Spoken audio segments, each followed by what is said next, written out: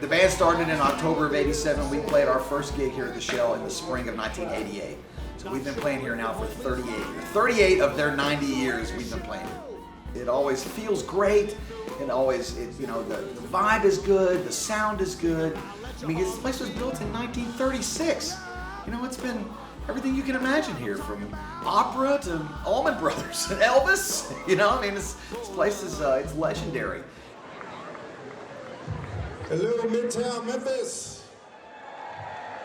I am the last lynch between you and FreeWorld. Thanks for coming out tonight. This is the next to last night of the Orion Free Concert Series for the summer. It's a special place to a lot of people, and everybody's got a Shell story. We've got our buckets going around, and we have a free concert series, but none of this is free. Everybody gets paid. It's a wonderful thing that we all get to do in Memphis. Please help me give a big welcome to our historic stage, to the one, the only, FreeWorld.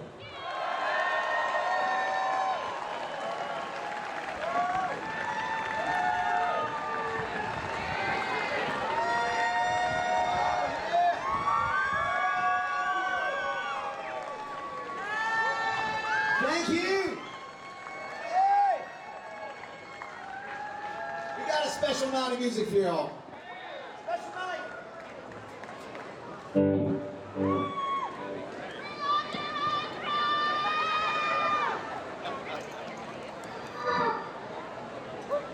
Oh yeah. Thank all y'all for being here. Thank all our sponsors for being here. Oh yeah.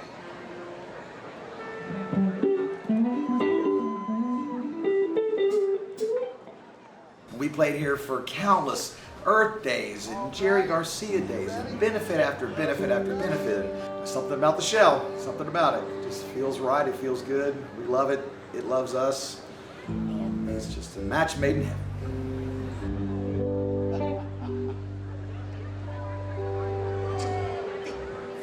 The closer that we get to the edge, the better the view. Yeah, we got a better view.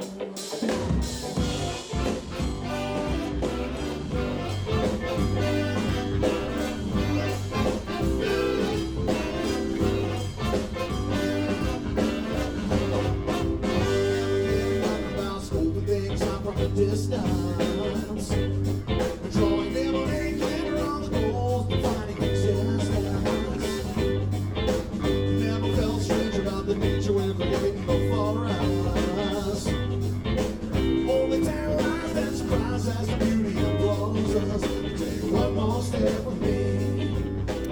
That, of course, was Memphis favorites FreeWorld, wrapping up the first part of the Orion Free Concert Series at the Overton Park Shell, helping to celebrate 90 years of the Overton Park Shell here in the Mid-South. Hi, I'm Darel Snodgrass from the WKNO radio stations. I've got some great folks here with me from the Shell. Executive Director Natalie Wilson, Board Member Al Kapone, Content and Archives Manager Cole Early, and Board Member Belinda Anderson. Thanks so much for coming in. Yeah.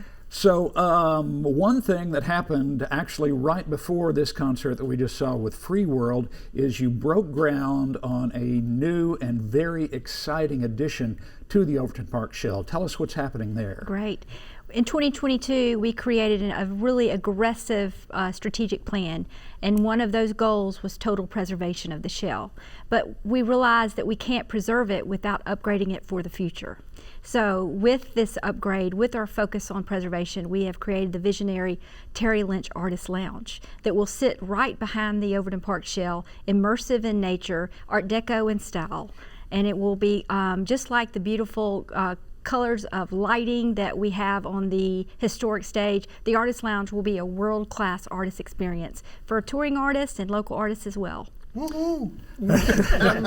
This is very exciting. Now, what a lot of people don't know is that what we mostly see, of course, is the shell itself and the wonderful lawn there that people sit on. But your actual backstage area at the shell is very, very small. It is not a lot of room for these touring artists to have there, and this is going to make a huge difference. Oh, it will also open the door for Memphis to bring more musicians to Memphis that we will not be looked over. And this is an aggressive approach, world-class experience that will tell artists that they matter and that Memphis provides that experience that nowhere in the country will. It is, the space is not only the technology of human connection, but it is a state-of-the-art listening lounge. It will be showers and restrooms and everything you can imagine that we used in the space. It's also a flexible space for weddings, corporate gatherings, anything we want to do. It is a space that will be the future for the Overton Park Shell's expansion and vision. Yeah, it's very, very impressive. I saw the drawings when I was there the other day. It's going to be just an incredible addition to this space.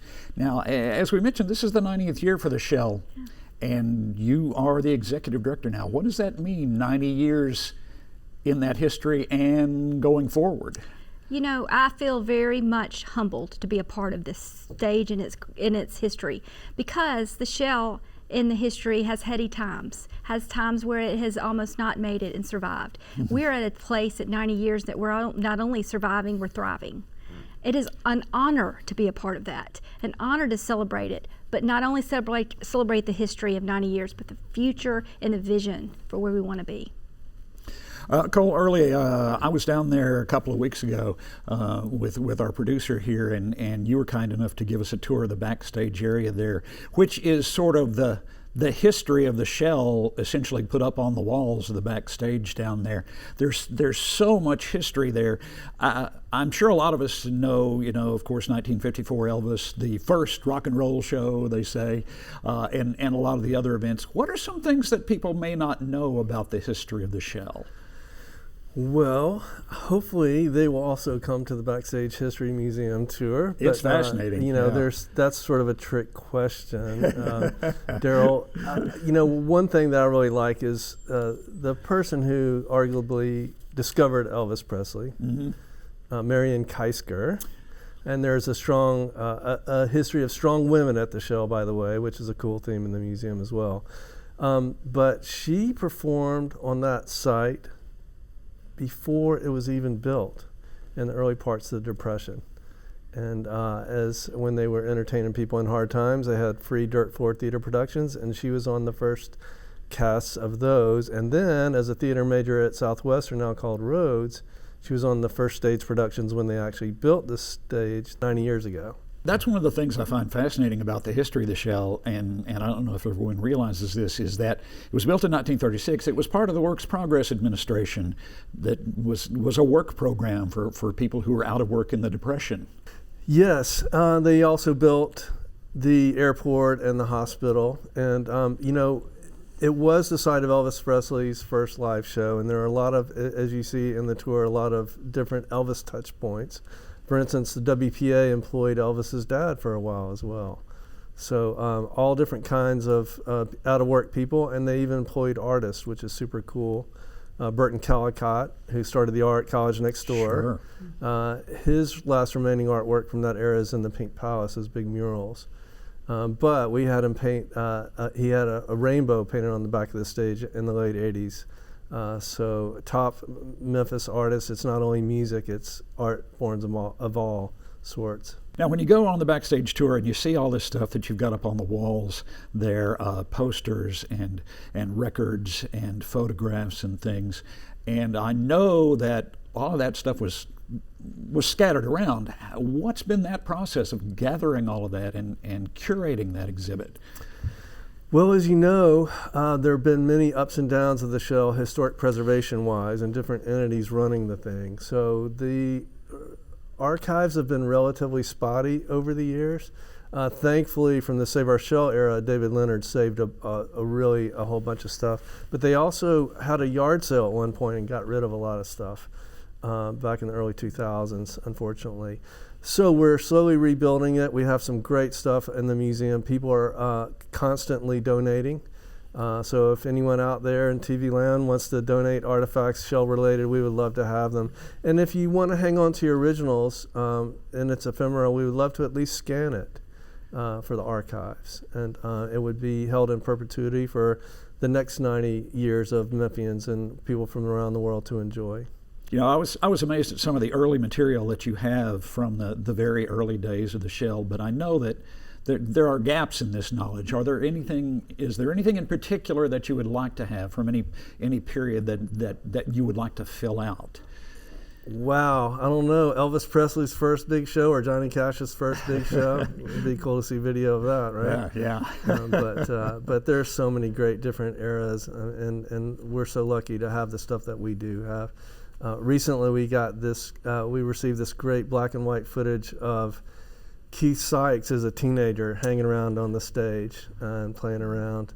I don't think he was a pro yet, but so anyway, that was super fun to get. Oh, that's great stuff. Al Kapone, now you are, of course, a very well-known musician here in the Mid-South, have been for many years now. What's sort of the transition there from performing at the Shell and being a musician into being part of this, into being a board member? How did this come about? Well, of course, Natalie reached out to me about it and to be a board member. But before becoming a board member, just being an artist and performing at the Overton Park Shell, I'm a history buff first and foremost. So when I was able to really dive in and know the history behind the Shell, all the artists that performed, it just made me more excited to be a part of that history.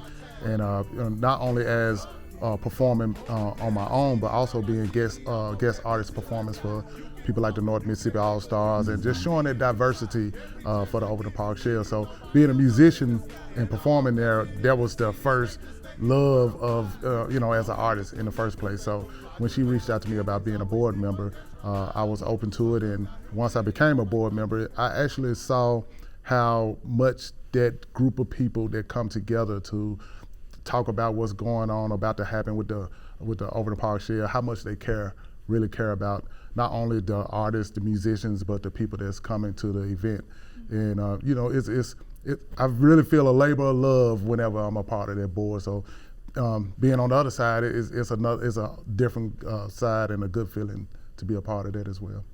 Yeah, now you were talking a little bit before we went on with Natalie about work that you are doing now, things that you're working on, and possibly some future performances at the Shell. Mm-hmm. And I don't know how much you want to get into Let's go. Let's talk about it. Let's talk about it. What you got planned? What you got coming up? Well, what I've been doing, I said, for the last 5 years. First and foremost, I'm from the Memphis rap underground scene. Right. That started in the early 90s from groups like 8Ball and MJG, 3-6 Mafia, and the list goes on and on. I can name them for days. But now, I say in the last 5 years, I've been focused on blending blues and rap together. And it's just been a fun experience just connecting the dots, because it hit me one day, like nobody has been from Memphis, the home of the blues, and when it comes to hip hop and our own brand of hip hop, nobody just really locked into that fusion. So I kind of got into it, and the more I got into it, I feel like I'm doing a preservation of my own, blending those two, and actually doing some education initiatives where I kind of go to different places and really not remind, but make sure the younger audience or this generation audience know about the blues and the blues artists that came before us, because to me the blues is what is the foundation of pretty much all American music, in my opinion. So being a part of that is, I'm carrying that flag. They said W.C. Handy is the father of the blues, so I'm gonna take the father of hip hop blues title. Well, we're gonna look much forward to things that you've got coming up there. I know you're still planning out those appearances, and we're gonna let people know about that as we get closer to them. And actually, Cole, this actually brings up a good point that Al Kapone made. Is one of the eras of performances at the Shell, what they call the country blues shows, and that was a big deal at that time. Yes, Jim Dickinson at 19 years old realized you could rent the Shell from the city for $50. And so he started having all kinds of cool things that brought people together now that things were desegregating at that period. And so one of the things he was involved with was the first and only blues festival in the world to be dedicated to the older style blues. We call it the country blues. Yeah. The original folks who were recording on Beale Street in the 20s, like Freddie Lewis, people like that. So they celebrated that music early on, when really the big blues festivals at the time were what I call the city blues, or loud electric blues. Sure, right. Which were great in their own right. But this was a really unique festival. Unfortunately, in that time of the 60s, things were changing really rapidly, socially and politically. And so it got away from its original intent. It started to be more funk, more rock and roll. And that was the segue into what we call the classic rock period around there, where huge bands, Deep Purple, Black Sabbath, Allman Brothers, people like that, tended to play. But as Al Kapone said, it all starts with the blues and all American art forms. And so, W.C. Handy played right across the street from the Shell when that first big blues song ever came out, the Memphis Blues. Yeah. So it's all in the neighborhood still, and today, and we see it changing. And it's an honor to have people like Al Kapone and other artists sort of blend all those different genres. FreeWorld did the same thing, right? Right. So, so it's super cool to have them help us live the history as well in an art form that we all come there for in a beautiful setting. Belinda Anderson, I want to talk to you a little bit because you've been involved with this organization for quite some time, yes. Beginning when it was the Levitt Shell a few years ago, and now with its original name, the Overton Park Shell. And I know that this is a very important part of your life.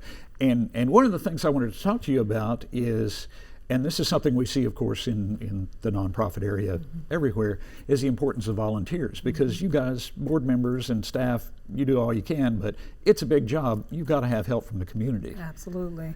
And the board is a volunteer organization, so they're part of what we see every day.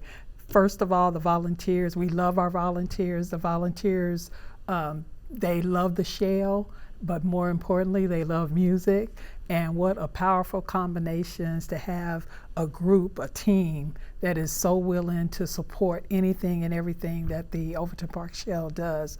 They work in elements. It's hot in the summer, it's cool in the fall, and here lately we've had tons of rain, and sometimes that shifts us, and we'd have to do we'd have to get an indoor venue quickly, and no matter what, our board, our volunteers are always there to support everything that we do, and it's just a phenomenal thing. I work with a lot of volunteer organizations or coordinate volunteer organizations, and the Shell has a phenomenal group.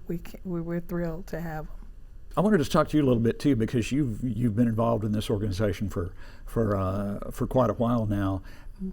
What's the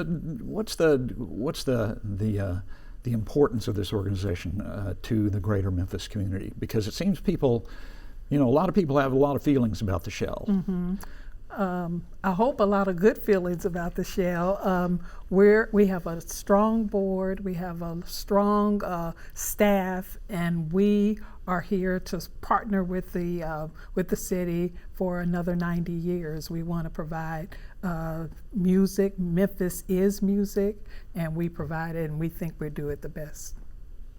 Yeah, well, that's true, and there's a lot going on there now. And this is sort of Natalie and Cole question, but over the course of the last 90 years, there have been many attempts to get rid of this place, to tear it down, to put parking lots, to remove it, and it has fought back every time. Can one of the other of you address maybe some of those attempts and what the Shell had to do? Yeah, I think Belinda said it well. Volunteers and a visionary board believed in the importance of advocacy. That word, nonprofits don't always know what that means and how to do it. It's that ability to say we're important enough to go about it in the way that brings us all together, that fights for its history, that fights for its relevance. And I think that the heady times that we talked about before of almost losing the Shell during many years, it was fighters, it was believers, it was visionaries who said this is too important. I love to tell the story of Thomas Boggs, the legendary Thomas Boggs, who of the box tops and started Huey's Restaurants, chained himself to the Shell because he saw that they were going to try to take I-40 through the park and take the Shell down, and he saw the vision. This was Memphis's stage. It was too important to his history, but also the future. That to me is a story of that visionary Memphians see the importance of a public space in a private lens with vision that can create, save us, save the Shell or any public space, because you can see a vision for it and you see the importance of it. But I think it takes volunteerism. It doesn't just take paid staff. It takes a board of leadership who come together intentionally, and volunteerism. It's a powerful story. That's definitely a recurring theme in the Backstage History Museum, is the passion for saving cool things in Midtown, and that's a great story. Yeah, it's interesting when you look at the history of the place, and it seems like there were times when there were conflicts between the people who love the music, especially a lot of the young people, and the place where it is, right there in the center of Overton Park, which is a very sort of settled and traditional part of town. And then that conflict came about quite often. Yes, and we won. and not only that, unfortunately, the music scene in the country, there are a lot of historic venues that have not made it past COVID pretty much. And so, the beauty of the Shell now, and like Belinda mentioned and like Natalie mentioned, is the board and Natalie's leadership, they're taking this thing to a whole different level. Mm-hmm. And I think the Artist Lounge is symbolic of what's going on that front, and how solid it is. I don't think, I can't imagine the Shell going away these days, and that's a lot to say through those ups and downs that have been happening basically since the 60s. And there are these different icons, a lot of women who are passionate about saving the Shell, and it's because of them that we're all even talking about it today here. Yeah, very, very true. Mm-hmm. Natalie, we've been talking a lot about the past and about things that have happened in the Shell. Talk about the future. What's your vision for what is going to be coming up at the Shell? Well, I think for me, and what, as Cole said about the pandemic, it changed us all. Changed our world, changed our society. It changed our perception of each other too. And so for us as the Shell, it's like we want to see a vision that we will evolve. Our mission is to build community. We used the performing arts as a catalyst, but it's building community first. So with that vision and that mission, we can do anything we want to do. We want to be more accessible to community. All communities, all neighborhoods, all zip codes have access. It's intentional, and I believe in that intentionality is equitable. So one of the vision points that we created during the pandemic is Shell on Wheels, where we take our mission to every community. It's a mobile replica of the Shell with the sound, lighting, and power inside of it. We can go into any neighborhood, any street, any field. We can do it. We can bring our mission and bring love and joy and unity through the performing arts. But also looking at the future past that, and where will that take us as we're more accessible, not only for local musicians, and that 50% of our artists of our series is local musicians, but what could the future hold for the national and international scene? Because we're thinking about what would drive more artistry to us, to the city. How will that help the ecosystem of our city and our fragile entertainment industry? It really is fragile in Memphis right now. The Shell wants to be an empowerment of putting people to work like we did during the WPA when we started at the beginning. We want to keep people working, keep people in Memphis, bring more cultural opportunities. The Shell can be a hub for that.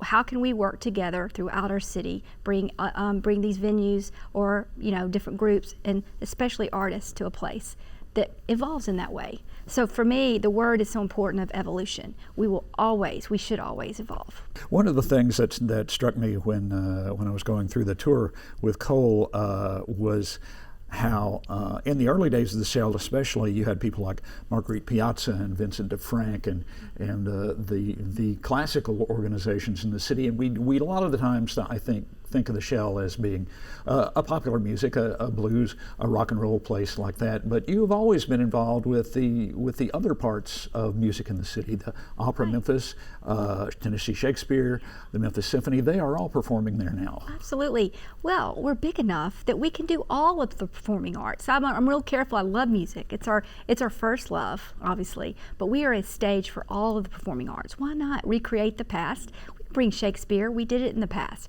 But how can we bring in the new edge of accessibility to community members to learn this access to a different art form that they never knew anything about, but they come to the Shell or they have Shell on Wheels experience of bringing it to them, and it opens their world to a new experience, a new love, a new passion, maybe even a new talent. And I think that's a driver of improving our community, creating a more thriving community that we need.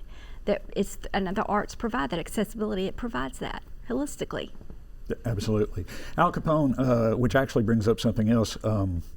Do you talk to people in the music community who are maybe unaware of the opportunities that they have here with the Shell? I mean, have you talked to folks and said, you got to come play at the Shell?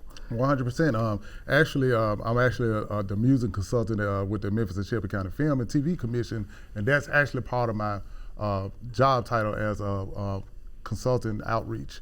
So that's 100% of one of the things I do. Because there's so many people in the city that are in their own silos or in their own neighborhoods, right.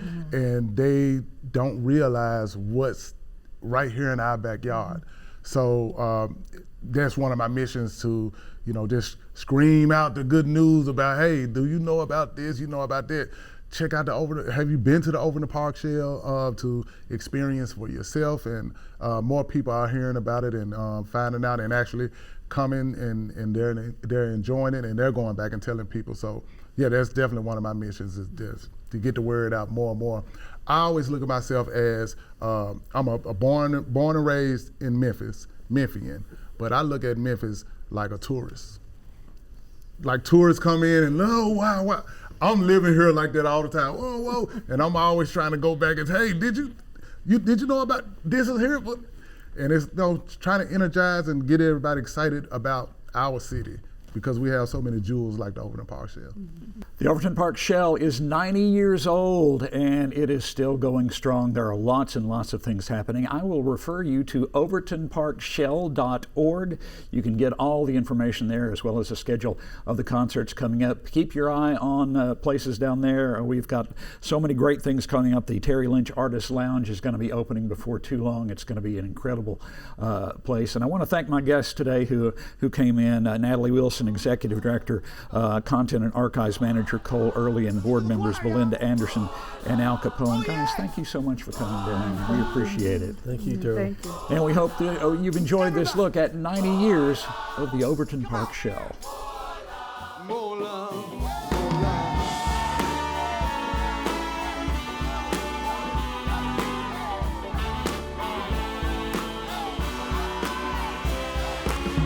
Look around the world today, hard to see what there is to say. Many people lost and crying, not sure if your hope is dying, but there's a way to show one truth we already know. Say the words and make them feel it. Sing it loud, let your heart reveal it. More love, that's what I'm talking about.